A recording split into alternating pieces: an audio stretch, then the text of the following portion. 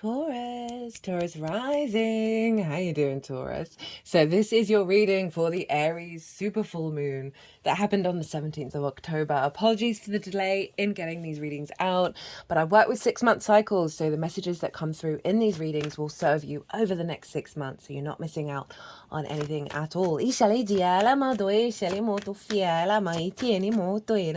name's Chloe. I work with card divination, astrology, and as you just heard, I channel multi-dimensional energy through my body, both in the form of physical and vocal light language. There we go. It brings in healing, attunement, and activation codes with the messages that come through in these readings. So this is going to be your reading for the full moon in Aries.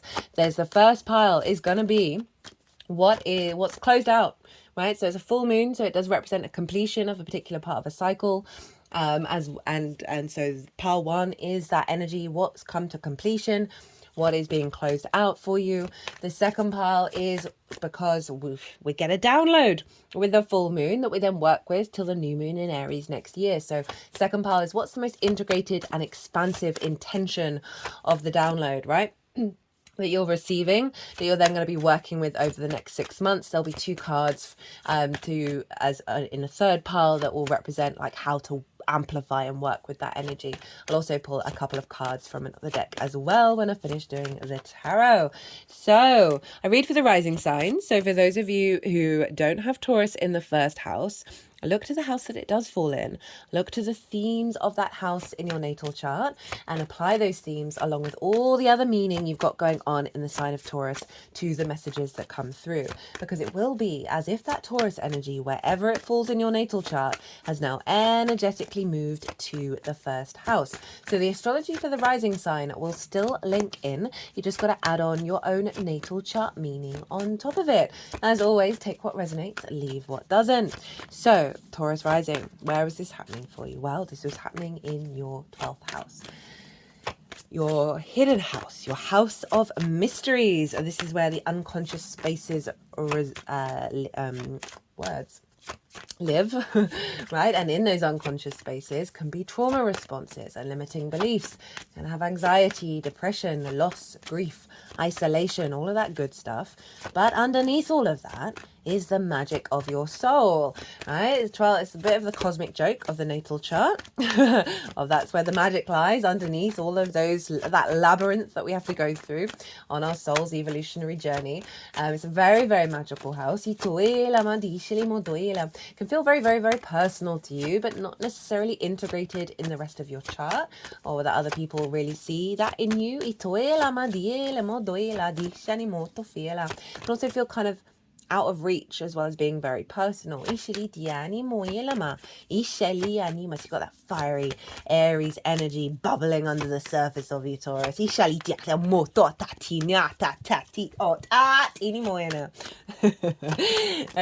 you have this big full super moon, not an eclipse.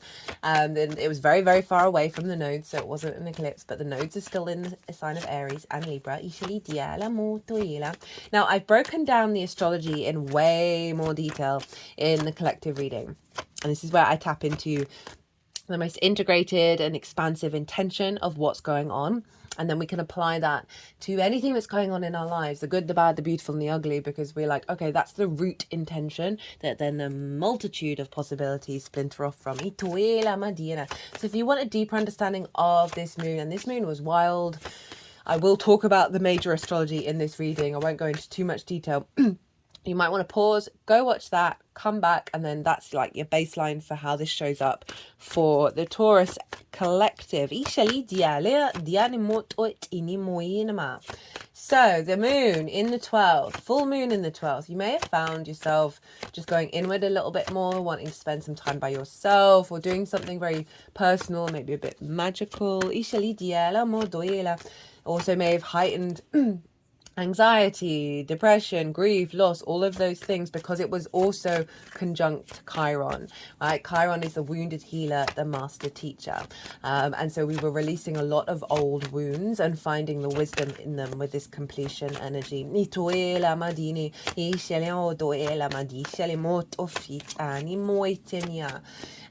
so with this completion also, there's an elevation of your connection to the magic of your soul, because you would have done definitely some very powerful transformative energy with this moon, that may have felt quite intense, but the fallout is actually really integrated into our instincts of who we are and in the embodiment of it. So the sun was over in the sign of Libra and was conjunct Juno, and this is in your 6th house of the adult in the room. This is about work, how you work, how you figure things out, the lens in which you work through, physical health, routines, co-workers and pets. So there's something about co-creation, like collaboration, as well as acts of service, right? When you've got a pet, right, they're often quite dependent on you. So there's an element of dependency. But I love the 6th house.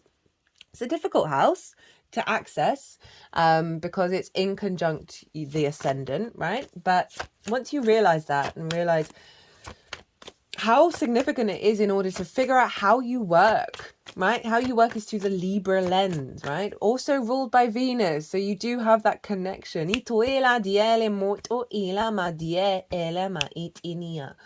The Venus ruled ascendants and the Mars ruled ascendants have that combination where they have a connection between the inconjunct houses, that the way that you work facilitates how you understand how you work, facilitates the rest of the chart, right? You've had the South Node there, so a real refinement and a release of old habits, restrictions and limitations, in order to go deeper in your understanding of what is equilibrium to you, what is balance, what is harmony, what is your truth. More in the way that you work and the way that you bring that to the table. Now, the sun was conjunct Juno. Juno represents commitment, your ride or die, right? The really sort of the things that you're going to stand by. And so we've got this sun Juno commitment level to the embodiment of you stepping up to the plate, being the adult in the room, allowing yourself to thrive in the way that you work, thrive in your health, to speak your truth, to get into a state of equilibrium away from people pleasing. Oh,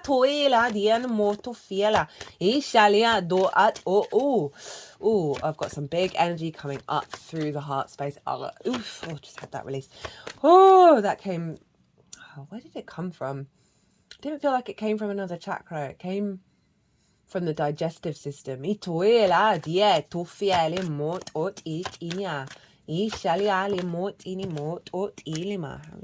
too.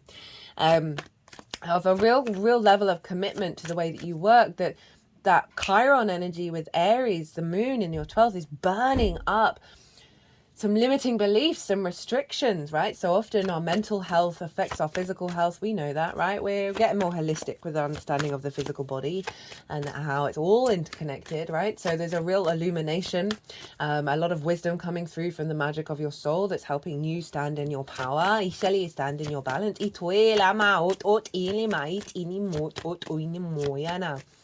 Now, Mars rules the moon, right? Mars rules Aries, and Mars is in Cancer, squaring the sun and the moon.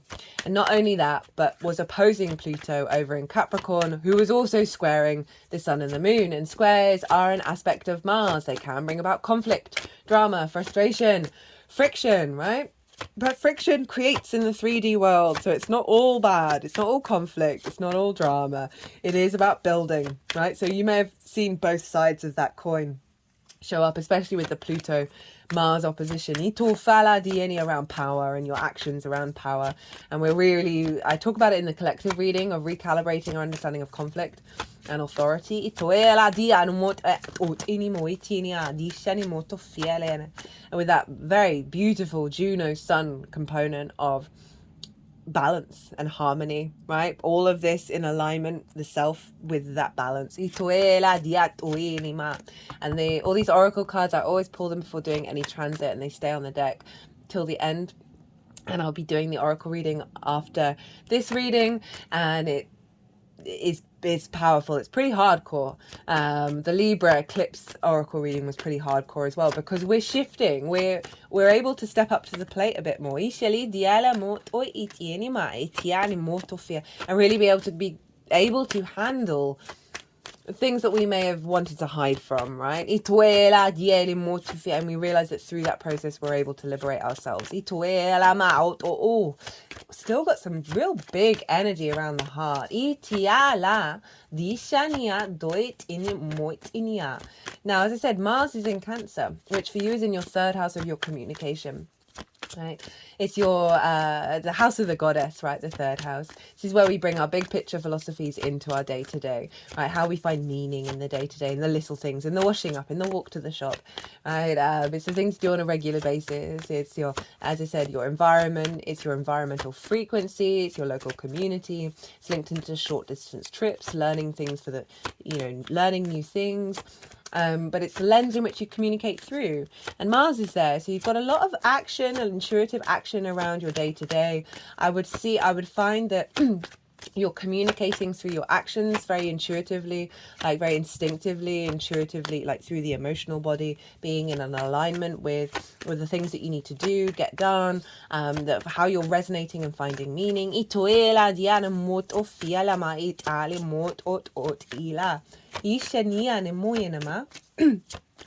And it's squaring the sun and the moon, so there's a real sense of releasing wounds around blockages, of speaking your truth and putting that into action in your motivation, your desires, your drive, the deeds that you do of that martial energy that may have been limited by those unconscious responses. We're heightening our level of our water body, which I'll get to in a second. And Pluto's over in the 9th house, right?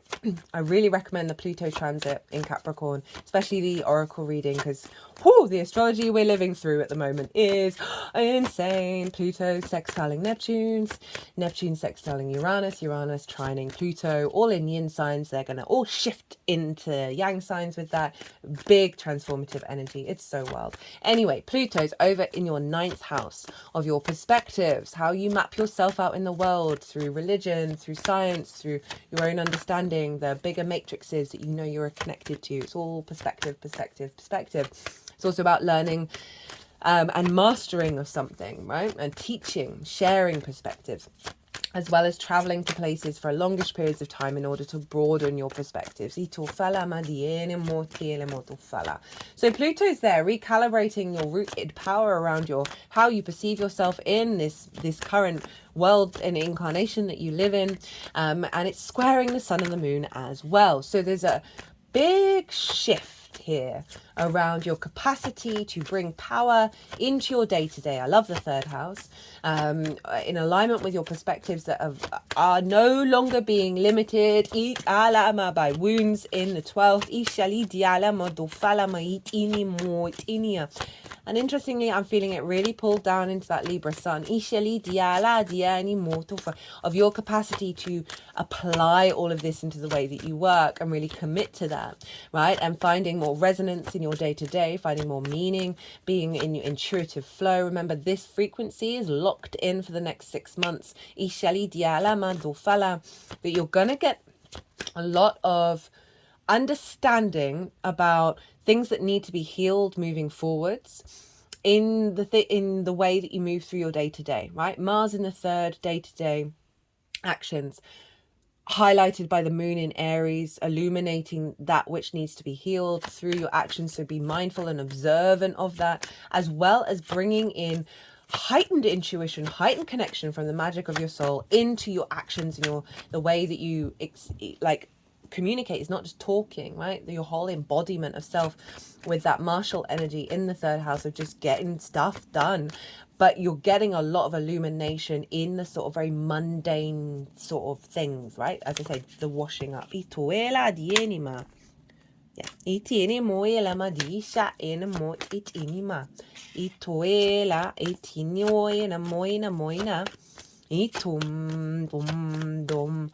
Yeah, I can just really feel a level of embodiment for you, Taurus, coming in of through the instinctive nature of Aries in your 12th house, right? Of going into new territory that's in alignment with establishing a more balanced understanding of you being the adult in the room for yourself, you working in a way that is giving you more flow and more ease in your day-to-day and getting lots of downloads when you're taking action, right? When you're taking action in your day-to-day, I see a lot of downloads coming in from your higher self.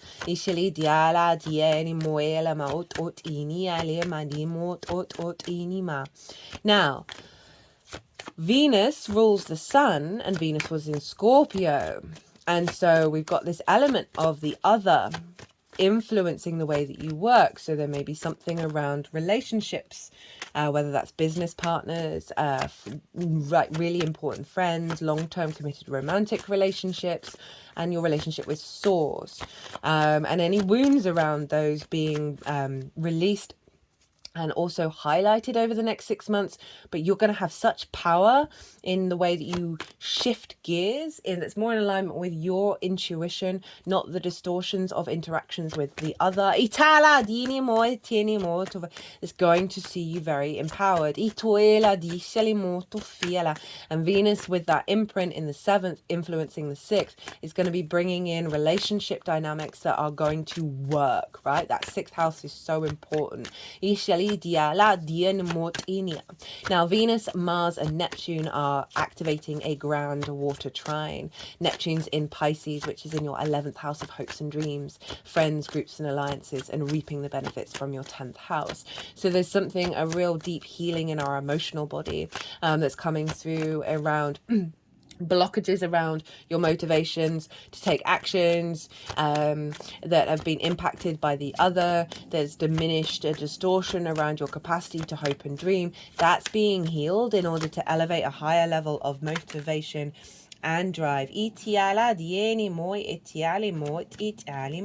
Ishalimo ot eat alima ot eat. Where do you want to go? Dialama inia dialima. Okay. What was I saying? Yeah, the grand water trine is both clearing out stuck energy around that, what I just talked about, as well as elevating. It's so funny that card showing up for everybody. Elevating with that Neptune energy and your hopes and your dreams, our capacity to genuinely believe in the magical reality of abundance. Fear that you're going to put into practice in your day-to-day, and it's going to bring in an elevated union connections. That can be with Source, as I said, like maybe more clients coming in that are serving the way that you work, that are releasing fears in your unconscious space around your capacity. Dieni molto fiela. Diceli oela moela dieni molto fatani tini molto enia. Oto enima dienima. There's gonna give you more fun. Why am I thinking of fun? I just feel that there's something coming in that's because of this empowerment and the more opportunities coming in. There's going to be more resonance in your day-to-day. You're having more flow, right? There's more ease. It's not really as heavy as it has been.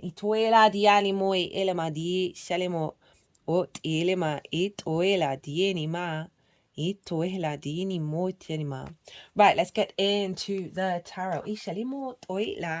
Dialama ot ele moila di shalimot it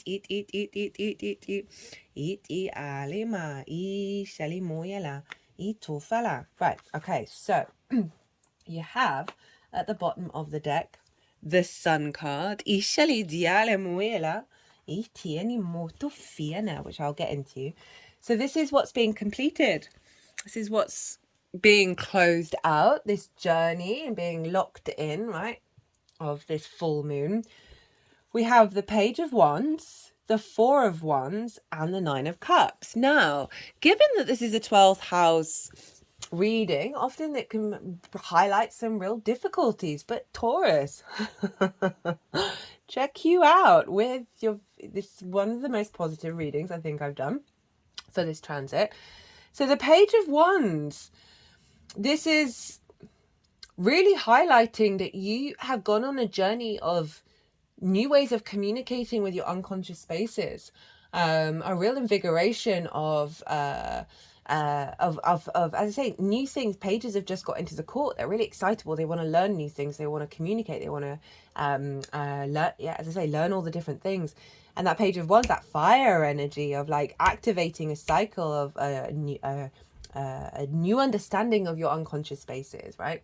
So you may have had opportunities come up that may have been difficult in terms of like anxiety and depression, but you've been able to work through it. You've put in the work to get to a real emotional balance here, right? And I love that that water trine is showing up with the Nine of Cups, because the Four of Wands is all about, for me, it's a celebration, but I link it into the harvest, where this whole group of people, this whole community, they've put in the work over the year, and now they're bringing in the harvest, and they're celebrating, and they feel good about all the work that they've done and the bounty that they're bringing in. So from that page to the Four of Wands, there's a real sense of you initiating a journey of going into yourself, understanding those unconscious spaces, of those limiting beliefs, those trauma responses, and activating a higher, activating a new journey around connecting to your higher self, and the messages that have come through. So it's the bounty that you're receiving, but also the acknowledgement of you put in the work. You put in the work, Taurus. And there's been things to celebrate, right? Of achievements that you've made, of like releasing some energy, especially with that sun at the bottom of the deck, with that Nine of Cups, because this is you feeling really confident within yourself, right? Very embodied. Like being, I'm grateful for existing, right? And so that's showing like some hardcore self-analysis and like getting out of conflict. Well, Taurus, yes, Taurus. It's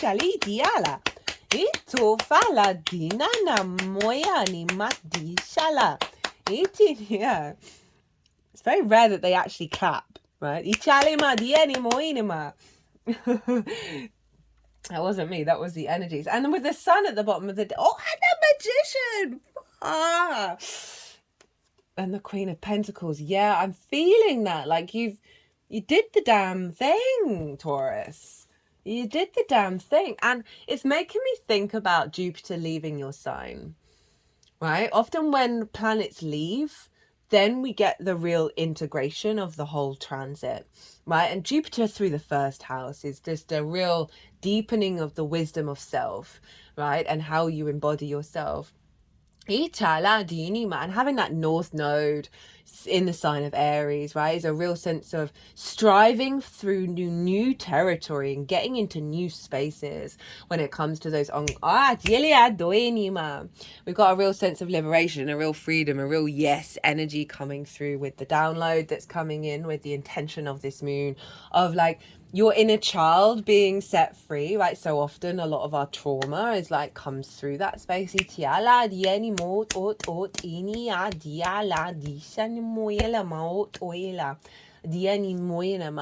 And there's a real sense of lightness here with that Nine of Cups and that sun. Get in, Taurus, get in. Right, the download, the download that is coming through that you're going to be working with over the next 6 months.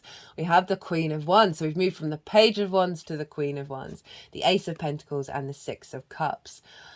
Oh, I really, really like this energy. So this is you building on the work that you've done, right? You're now in your power. You're sitting in your throne in your Aries energy, right? The Queen of Wands. Queens are yin energy. They cultivate, they bring nuance and depth, right?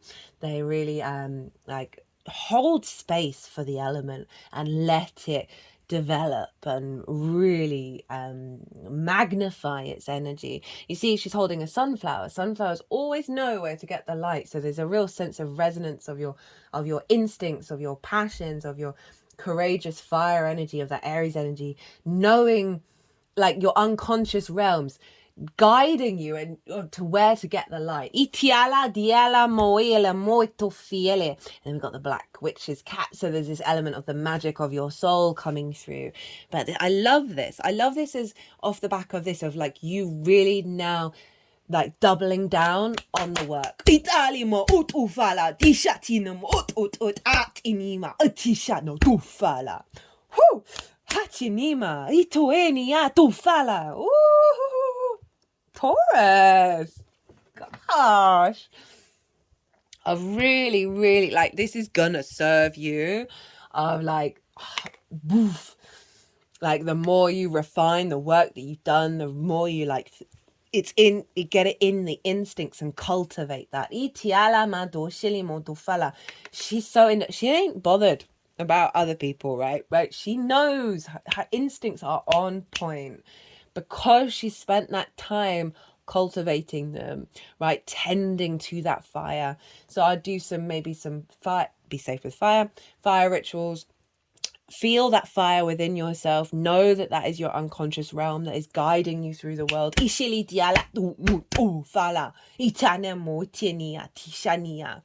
We then got the Ace of Pentacles with the Six of Cups. So the aces, they always mark a renewal, right? A big new energy.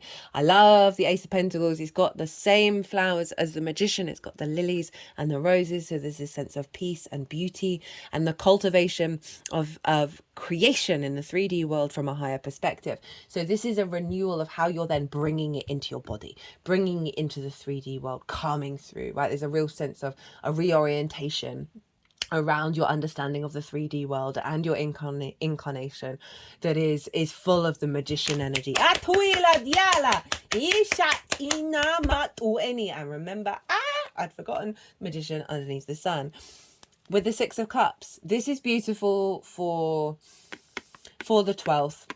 Like it's just a doubling down on the work that you've been doing, as well as accentuating and bringing in soul family. I do feel that. Because that Six of Cups, it's the biggest house in tarot, right? So there's a real sense of, and it follows the Five of Cups. And obviously grief is a strong component of the 12th house. And this is following that of seeing the flowers come up from the compost of the grief, right? Ishali diala dini, from the decay, right? From the loss that's been broken down and now new life is coming through. This is an awareness of everything that's happened in your life has got you to where you are now and to be in a state of gratitude for it. But there is a real sense of safety and security in your emotional body when it comes to your unconscious realms, right? Of really just finding a lot of deeper inner peace. And also, I see this as your higher self and your conscious self talking to one another.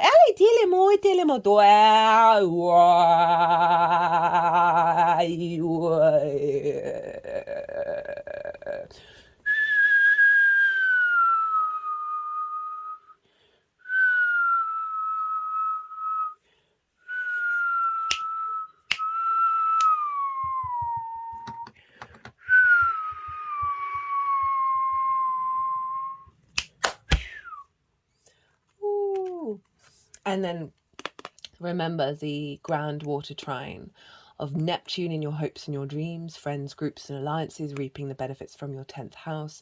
Venus over in the 7th of one-on-one relationships, right? Business partners, friends, therapist, source, long-term romantic relationships. Mars in the 3rd. 3rd house, so important. The house of the goddess, right? How do we bring that meaning into the day-to-day? How do we resonate in the small things? Your motivation, your flow, right?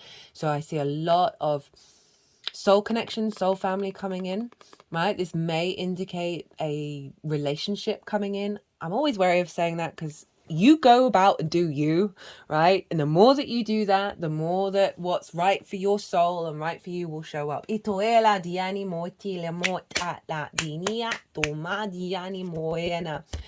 again, connecting to like, you may have like in your dreams, getting messages from your soul tribe, right? 11th, Neptune Aries in the first, of like the intuition coming in from the unconscious of how to connect to co-create and see the abundance. But I do love that big old house in the 12th, right? Of you feeling very safe and secure in the 12th. Okay, how to work with it. So this was a little bonus card that came from the end of the reading. We got the Seven of Swords, the Empress, and the Six of Swords, the Empress, and the Four of Swords.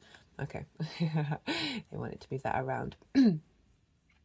So the Six of Swords is all about acknowledging you are moving into a landscape that is more open and more calm. It's more thriving rather than survival. And it's calling you to be an acknowledgement that there's still a transition phase, there's still more integration to do to take you to the next level. It's always the way. But you want to take with you those core perspectives, right? That are going to serve you in that landscape rather than the old wounds, the old pains. And know that you are protected, right, of moving through that space. That what's going to serve you in that new landscape, right? What ways of operating in the unconscious realms is going to bring in more vibrancy to sort of reflect on what you want to bring with you, as well as also the acknowledgement of this is the integration phase to the new moon in Aries next year, and on your journey, right, is calling you to know that you are being held by something bigger than yourself, right? This figure's in a church, but they are able to rest, they're able to meditate, they're able to pray, to be at peace, and they're contemplating the Three of Swords, right? So those wounds, again, in the heart space that form our unconscious responses, our limiting beliefs, our trauma responses, in order to find that Ace of Swords, that clarity, that truth. So you've done so much work, and it's really interesting this is showing up and saying, no, there's some other stuff to come up. But you've set the groundwork in order for you to really do the next stage, right? Go the next mile along. That is going to just the sun with the Magician. Come on, it's going to really, really serve you to stand in your own power as you do so.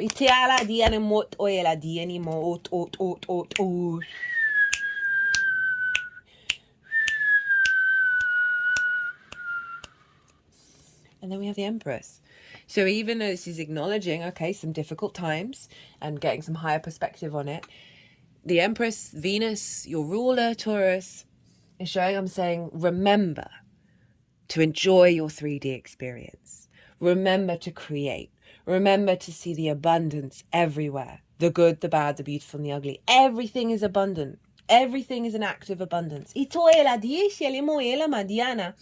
So as you go on this sort of like high sage energy of getting that perspective, find the joy, find the pleasure. I keep wanting to focus on your 5th house, Taurus, which is Virgo. What was in Virgo? I don't think anything was in Virgo. Or there might have been, but let's get that. Vesta. Yes, Vesta. Oh my goodness. And she was sextiling Mars. I talk about that in the collective reading. That there's a real sense of and I haven't felt this with any of the other readings to bring in that Virgo energy. That 5th house has been screaming at me. It kept coming through and I was like, why am I?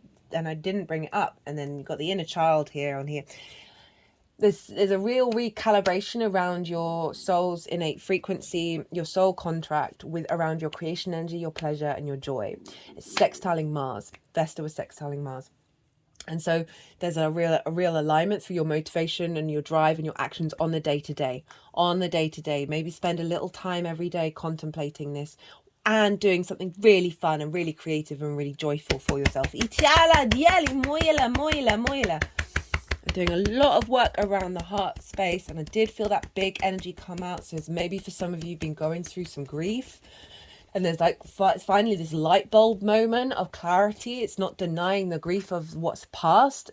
Never, ever that. but we are multifaceted beings. You can hold space for many different versions of yourself, experiencing many different things, and one of them is this sort of higher perspective of an understanding of the unfolding of a situation. Now, you got the Portal card, which has shown up for pretty much everybody, and the Magician, Performer, Creativity, Illusion, and Power. They're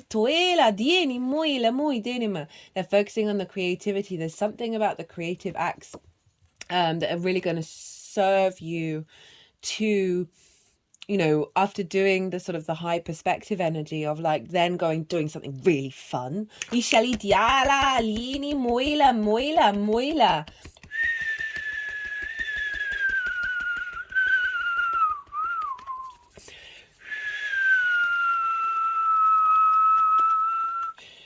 Got Mercury in Scorpio at the moment, and I often find when transits in the 7th, if it's not to do with another person, like in the 3D realm, it's often source. You get a lot of downloads. You find you sort of like your mind and the information that you're collecting is more in alignment with source. But the conquering, not the conquering, well, it is Aries, isn't it? The conquering of your unconscious limitations. Oh, they do make me laugh sometimes. Is really activating your capacity to create in the 3D world. That's backed up by the Ace of Pentacles, which I said the same flowers as the Magician.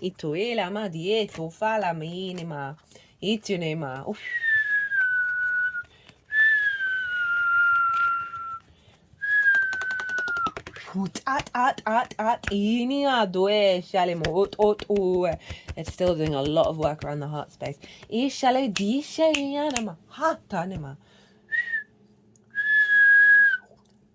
Oh, energy release there. Oh, good. Okay, Taurus, I'm gonna leave it at that. That was wild. That was a lot of fun. Feels good. Feels like it's very empowering, and you got this, and you know what you need to do. And you have the capacity to do so with grace and beauty and strength and clarity. Well, Taurus, I'm going to leave it there. If you enjoyed this reading, don't forget to hit that like button. If you want a personal reading, my details are everywhere. And at the moment, there is still the offer going on till the end of Libra season. It's 22nd of October. If you book a reading on my personal website, you will get double the amount of time for the reading that you book. And obviously there's a calendar, so you can book way in advance. So not many days left to take up that opportunity. Taurus, be good to yourselves, be good to those around you, safe travels, and be well until we meet again.